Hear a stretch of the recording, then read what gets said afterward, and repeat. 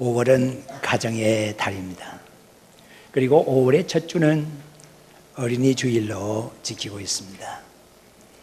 어린이라고 하는 말은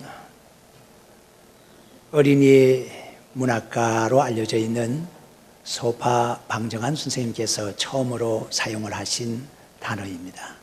그리고 이제는 일반적으로 보편적으로 사용하고 있는 단어입니다.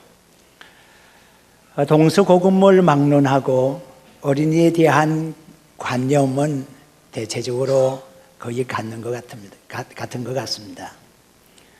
어린이들이 귀하다고 말은 하지만은 실제적으로 어른들은 어린이들에 대한 소유권이나 또는 사용권을 마치 부여받은 절대자인 것처럼 어린이들에 대해서 행세하는 부모님들을 우리는 자주 보게 됩니다. 좀 여러분들이 들으시기가 거북할는지 모르지만 저는 그렇게 생각이 됩니다. 자녀들을 어떻게 교육을 시키면 행복할 수가 있고 자녀들이 참으로 좋아하는 인생으로서 살 수가 있는가를 생각하는 것보다는 부모 입장에서 또는 어른들의 입장에서 자녀들을 어디에 맞게, 규격에 맞게 키울 것인가를 생각하는 것 같습니다. 자녀들의 장래 희망에 대해서 한번 생각을 해볼까요? 얘들아, 너희들의 장래 희망을 너희들의 소질과 너희들의 취미, 특기에 맞추어서 너희들의 관심 분야에 맞추어서 뭐가 되고 싶니? 그렇게 묻는 부모는 거의 없습니다. 부모님들은 대개 이렇게 사지선다형 하나를 선택하도록 만듭니다. 야, 돈을 많이 벌려고 하면 뭐가 되어야 한다. 너희 존경받는 인물이 되려고 하면 뭐가 되어야 한다. 인기 있는 사람이 되려고 하면 무엇이 되어야 하고, 그리고 또 많은 사람들을 부리는 사람이 되려고 하면 뭐가 되어야 한다. 이런 식으로 몇 가지를 예시를 하면서 그 중에 하나를 고르라는 식이죠. 자, 자녀들은 자기들의 생각에 따라서 자기들이 관심이 있는 바에 따라서 장래 희망을 거의 선택하지를 못하고 어른들에 의해서 주입식으로 장래 희망을 부여받게 되는 식의 교육을 지금 행하고 있지 않는가 하는 생각을 가지게 됩니다. 제가 읽은 어떤 책에 보니까는요, 어린이들에게, 청소년들에게 있어서의 이 공부하는, 점수를 높이 받는, 공부하는, 잘하는 것이라는 것은 그 학생들의 100가지의 능력 가운데 한 가지에 불과하다는 거예요. 이 한 가지에 불과한, 100가지 중에서 한 가지에 불과한 시험 점수를 가지고서 자녀들의 점수를 매긴다는 것이 얼마나 불합리한 것입니까? 그런데도 여전히 어른들은 학교의 성적 가지고서 우등 학생과 전형한 학생을 분류하고 있습니다. 이것이 자녀들에게 있어서는 얼마나 불합리하다는 것은 자녀들은 잘 알고 있지만 어른들은 그렇게 해왔던 것, 사실인 것 같습니다. 자녀들에 대해서 부모님들은요, 장래 희망이라 그러고요, 우리의 삶의 열매라고 그러고요, 좋은 말은 다 붙여가지고서 어린이들 또는 자녀들에 대해서 그렇게 생각을 하고 있습니다.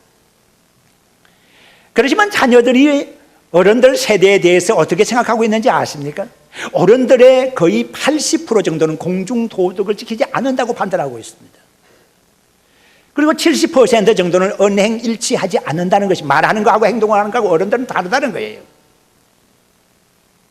50% 정도는 이기주의적으로 살고 있다. 어른들에 대해서 청소년들이, 어린이들이 판단하고 있는 것입니다. 이것은 서울대 사회교육연구소에서 이런 조사를 해서 밝혀 놓은 것입니다. 우리는 지금 국가적으로 큰 위기를, 그리고 슬픔을 당하고 있습니다. 진도 앞바다에서 세월호 침몰로 말미암아서 많은 사상자가 생긴 것을 우리는 알고 있습니다.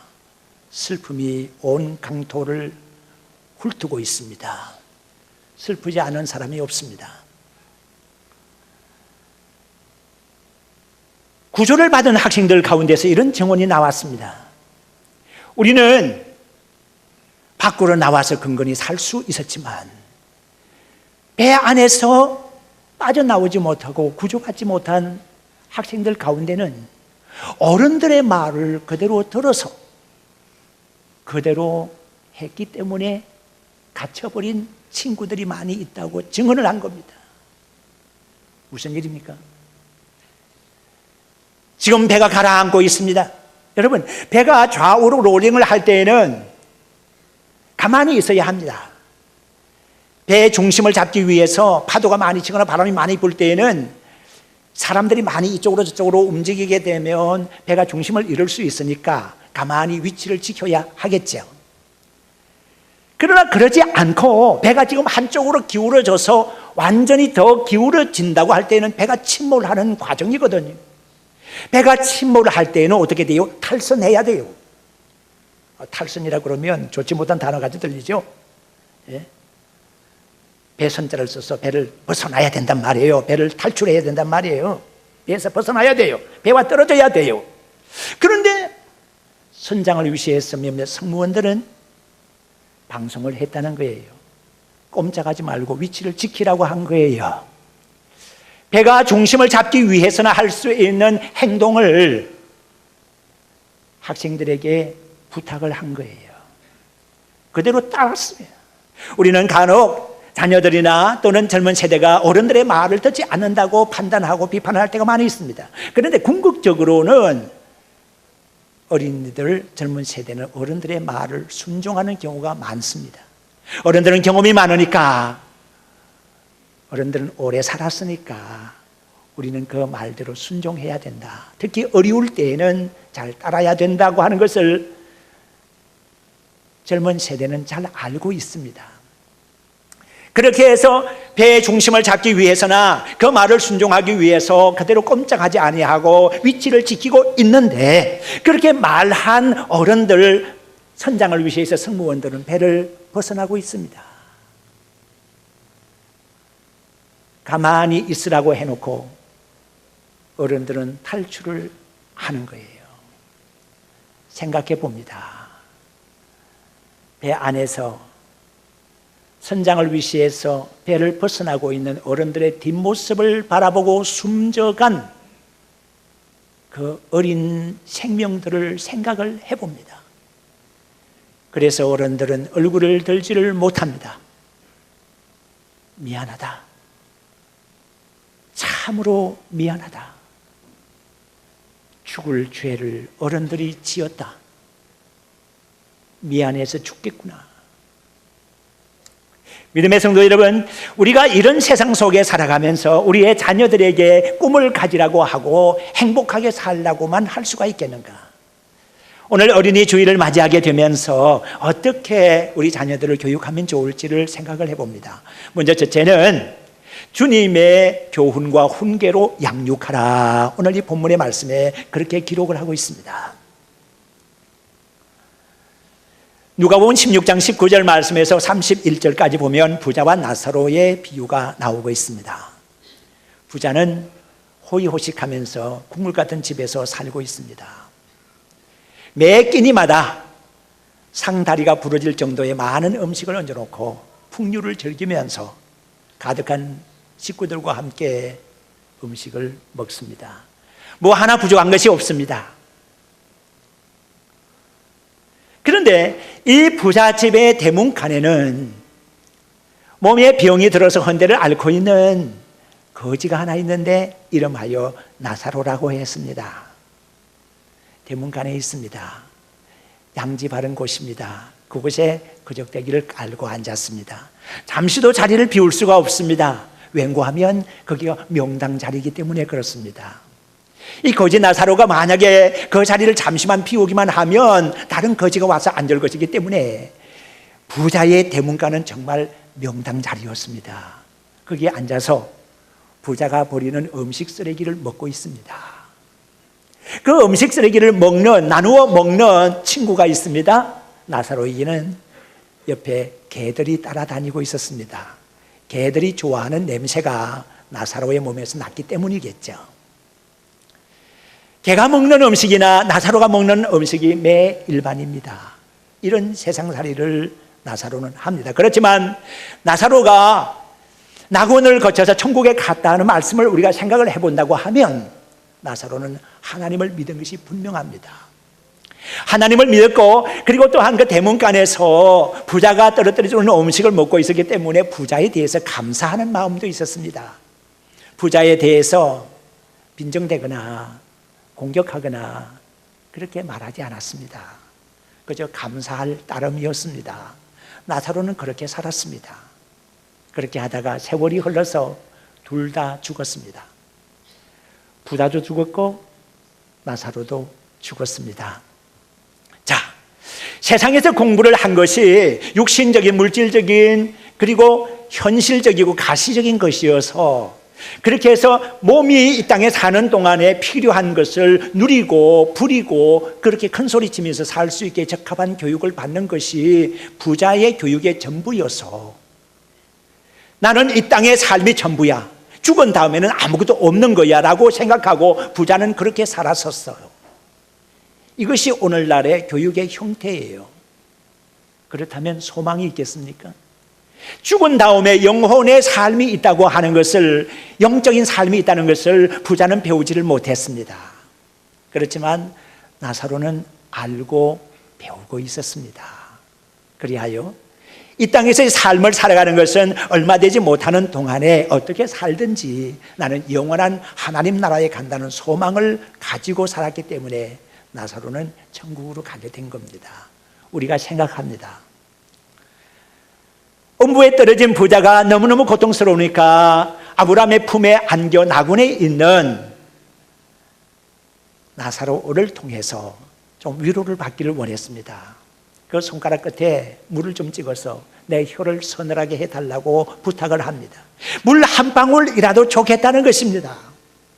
그렇지만 아브라함은 거절을 합니다. 왠고하면 너가 있는 음부와 여기 나사로가 있는 이 낙원가는 가운데에 구렁이 있어가지고 너도 우리에게 올 수가 없고 우리도 너에게 갈 수 없다고 하는 것입니다. 그래서 부자가 마지막으로 부탁한 것이 있습니다. 나는 이렇게 해서 음부에 와 있지만 나에게는 형제들이 있는데 그들이 이곳에 오지 않도록 나사로를 좀 보내줄 수 없겠습니까? 하는 것입니다. 그러면 죽은 사람이 살아가가지고서 얘기를 하면 믿지 않겠습니까? 이런 세상이 있으니까 음부에 오지 않도록 당신들 형이 부탁을 했다. 그래서 내가 세상에 와서 여러분들에게 알려주는 것이라고 하면 저들이 믿지 않겠습니까? 라고 한 겁니다. 이때 아브라함은 거절하면서 무슨 말을 합니까? 저들은 배울 수 있는 기회가 언제든지 있다는 거예요. 세상에는 가르치는 선지자들도 있고 가르치는 교사들도 있는데 그들을 통해서 말씀을 듣고 깨닫지를 못하고 배우지 못하는 사람은 설령 죽었다가 살아나가는 사람이 있다고 하더라도 그들의 말을 듣지 않을 것이다. 교육의 중요성은 이런 것입니다. 배워서 깨우쳐 알면 행하면 축복이고 그렇지 못하면 안 되는 건데, 강영우 박사님을 혹시 여러분들이 아실는지 모르겠습니다. 그는 1944년도 경기도 양평 출신입니다. 연세대 교육학과를 진학을 해서 졸업을 할 때에는 차석으로 졸업을 했습니다. 맹인으로서 장애인이었지만은 2등으로 졸업을 했다고 하니까 대단한 실력 아니겠습니까? 인정받았죠. 그리고 미국 유학을 떠났습니다. 피츠버그 대학으로 가가지고 교육학 박사 학위를 받았습니다. 우리나라에서 유학을 해서 맹인으로서 박사 학위를 받는 것이 제1호가 바로 그분이십니다. 그런데 이분이 두 아들을 가지고 있었는데, 키우고 있었는데, 진석 큰 아들, 둘째 아들 진영입니다. 두 아들에게 동화책을 읽어줍니다. 그런데 이 두 아들이 늘 불만입니다. 아빠. 다른 친구들은 아빠가 공놀이도 하고 자전거도 타고 그렇게 잘 노는데 우리 아빠는 그렇게 우리하고 놀아주면 좋겠는데 그렇게 하지 못해서 불만이야. 예. 그렇지만 밤이 오고 깜깜해지면 너네 친구들 아빠는 아무것도 못한다 깜깜하면? 그렇지만 나는 깜깜해도 동화책 읽어줄 수 있지 않니? 그러면서 강 박사님은 손가락으로 점자책을 들어보면서 동화책을 읽어주고 성경책을 읽어주고 그렇게 교육을 시킨 거예요. 이 아들 둘이 잘 자랐습니다. 큰아들 진석 씨는 의과대학에 진학을 해서 의사가 되었습니다. 2008년도에 언론인들이 선정을 했던, 워싱턴에 있는 언론인들이 선정을 했던 제1 최고의 의사가 바로 강진석 씨였습니다. 큰아들이었죠. 그리고 둘째 아들 진영 씨는 법과 대학을 진학을 했습니다. 법학을 전공을 했죠. 졸업하고 난 다음에 인정을 받게 되면서 상원 민주당 의원들을 법률적으로 보좌하는 보좌관이 됐습니다.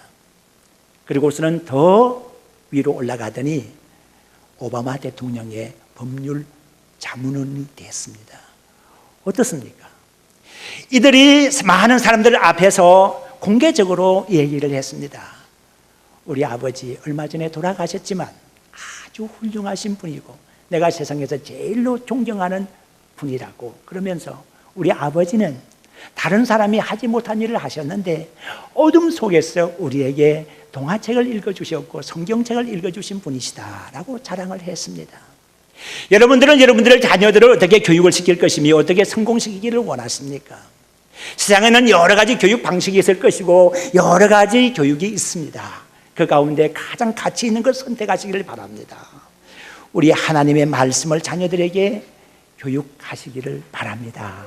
주의 교양, 주의 훈계를 자녀들에게 가르쳐서 장래에 희망이 있는 자녀들로 키우시기를 주의 이름으로 축원합니다. 다음에 두 번째 생각할 것은 진실과 정직을 교육시키라고 하는 것입니다. 진실이라고 하는 것은 사건과 사실과 관련되고 있습니다. 그러나 정직이라고 하는 것은 관계와 관련된 단어입니다. 진실의 반대는 거짓이고 정직의 반대는 그름, 잘못됨입니다. 진실의 논쟁이 붙었다고 하면 그것은 증인이 될 수 있느냐 없느냐, 즉 사실대로를 보고 들은 대로 말할 수 있느냐 없느냐의 법률적인 논쟁이라고 볼 수가 있습니다. 그러나 정직의 논쟁이라고 하는 것은 옳고 그름의 논쟁입니다. 이것은 도덕적인 논쟁이라고 말할 수가 있습니다. 우리가 늘 생각하고 있습니다만은 법률적인 논쟁보다는 그 상위의 논쟁이 도덕적인 논쟁입니다. 상위의 개념이 도덕입니다. 믿음의 성도 여러분, 우리의 자녀들이 정직하게 자라야 되고 진실하게 살아야 됩니다. 진실이라고 하는 것은 본 대로 들은 대로 솔직하게 말할 수 있는 거죠. 그 반대가 거짓이라고 말했습니다. 그러니까 솔직하게 말할 수 있어야 되는데 중요한 것이 뭔가 하면 정직하게 말할 수 있어야 한다는 것이, 이 정직이라는 것은 관계에 관련된 단어입니다. 정직, 진실과 정직을 혼돈해서는 안 됩니다. 노아의 가정으로 한번 들여다볼까요? 노아가 홍수 끝난 이후에 포도나무를 심었고 포도 열매를 거두게 되고 그것으로 오래 두었더니 술이 된 겁니다. 오랜만에 포도즙을 마시게 된 겁니다. 너무너무 기분이 좋았습니다. 조금 과음을 한 것 같습니다. 몸에 열이 났습니다. 그래서 몸에 열이 나니까 옷을 벗을 수밖에요. 옷을 벗기는 했지만은 아버지의 방에서, 장막에서 옷을 벗은 거잖아요. 그것이 무슨 흉이 되겠습니까? 가족들에게 무슨 흉이 되겠습니까? 노아는 시원하게 그냥 누웠습니다. 그 광경을 함이라고 하는 아들이 들어와서 보았습니다. 남이 들어와서 본 것도 아닙니다. 남이 보았다면 흉이 될 수가 있겠죠. 그런데 가족이 본 겁니다. 그러면 가족이 누가 보았든지 간에 그 흉은 덮어주면 되는 겁니다. 덮으면 끝나는 겁니다. 간단하지 않습니까? 그런데 함이 나가서 발설을 했습니다. 자, 함이 잘못한 것이 무엇입니까? 함은 본대로 얘기했습니다. 함은 솔직한 사람이었습니다. 난 보고 들은 것 말하는 거야 라고 솔직하게 증인으로서의 내가 말한다고 하면 잘못된 것 없지 않습니까? 그런데 뭐가 잘못됐습니까? 뭐가 잘못되어 있길래 노아는 정신을 차리고 난 다음에 함의 자식을 저주했을까요? 뭐 때문에 그랬을까요? 솔직했는데 왜 저주를 했을까요? 그 이유는 정직하지 못했기 때문입니다. 정직이라고 하는 것은 관계와 관련된 겁니다. 노아와 함의 관계는 어떻습니까? 부자지간입니다. 아버지와 아들의 관계입니다. 아버지와 아들의 관계이기 때문에 그건 덮어줘야 되고 이해를 해줘야 될 성격입니다. 이건 소문낼 성격이 못 되지 않습니까? 이 교육을 우리는 자녀들에게 잘못 시키고 있는 것 같습니다. 예를 들어 볼까요? 어떤 가정에 어머니 아버지가 조금 언쟁이 났습니다. 자녀가 그것을 봅니다. 가슴이 아프지요. 우리 엄마 아빠 또 싸우네. 안 싸웠으면 좋겠는데. 이제 싸움이 끝이 났습니다. 이 아들이 밖으로 나갔는데 동네 사람들이 얘기합니다. 야, 너네 집에 엄마 아빠 싸웠지? 뭐 때문에 싸웠나? 자, 이 아들이 뭐라고 말해야 될까요? 사실대로 보고 들은 대로 다 얘기해야 될까요? 그게 솔직한 것일까요? 그게 아니죠. 관계를 생각해야죠. 아버지 어머니와 자기는 자식인데, 아니요, 우리 아버지 어머니 아무 일 없어요. 그거 싸운 거 아니에요. 사랑 싸움이에요. 그렇게 말할 수 있잖아요. 아, 우리 아버지 어머니 싸웠는데요, 이런 문제로 싸웠어요. 이렇게 자식이 말할까 못하잖아요. 그렇잖아요. 교회도 마찬가지입니다. 우리가 교회 공동체로서 교회 안에서 살아가고 있습니다. 교회 안에는 별별 사람들이 다 모였습니다. 별별 얘기가 다 오고 가고 별별 일들이 다 있습니다. 그럴 때 우리가 진정한 천국의 하나님의 공동체라고 하면 우리는 모든 것을 다 덮어주고 이해를 해줘야 합니다. 이것을 다 소문을 내서 까발라야 되겠습니까? 세상 사람들이, 동네방네 사람들이 다 알게, 나 솔직하게 얘기한다, 나는 거짓말 못한다, 솔직하게 얘기한다. 예, 솔직한 거 좋습니다. 그러나 생각하세요. 정직한 걸 생각하세요. 관계를 생각하셔야 됩니다.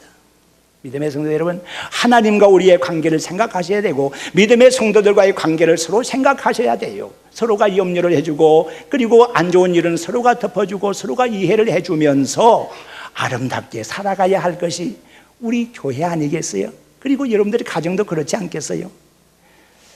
그래서 바울 사도는 고린도 전서 6장 12절의 말씀 보면은 법정 공방을 할 때에 믿는 사람들이 법정에 가서 이게 재판을 받아야 되겠느냐 하면서 모든 것이 가하지만 모든 것이 유익한 것이 아니고 모든 것이 나는 얽매이지 않겠다고 하는 것이 바울 사도의 얘기입니다.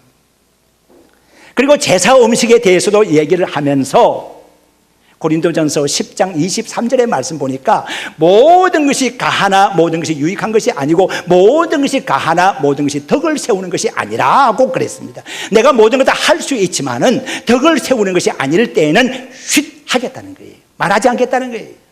왜 이런 교육을 안 시키고 있고 이런 교육을 못 받고 있나라고 하는 거예요. 솔직해야 되지만 정직해야 됩니다. 본대로 드는 대로 말할 수 있어야 되겠지만 그것은 증인으로서의 법정 공방에 해당하는 것이고, 우리가 살아갈 때에는 가장 중요한 것이 내가 이런 말을 하고 이런 소문을 내고 이렇게 할 때에 덕을 세우는 것인가, 교회를 위해서 덕을 세우는 것인가, 가정을 위해서 덕을 세우는 것인가, 누구를 위해서 덕을 세우는 것인가를 먼저 생각할 수 있어야 된다는 거죠. 믿음의 성도 여러분, 우리가 자녀들을 교육시키고 이 땅을 살아가는데 성공적으로 살아간다고 하는 것이 쉬운 일은 아닐 겁니다. 교육시킨다는 것은 하나의 기술에 해당하는 것입니다. 기술 있게 자녀들을 교육시키고 젊은이들을 교육시키면서 살아야, 그래야 비전이 있을 수가 있습니다.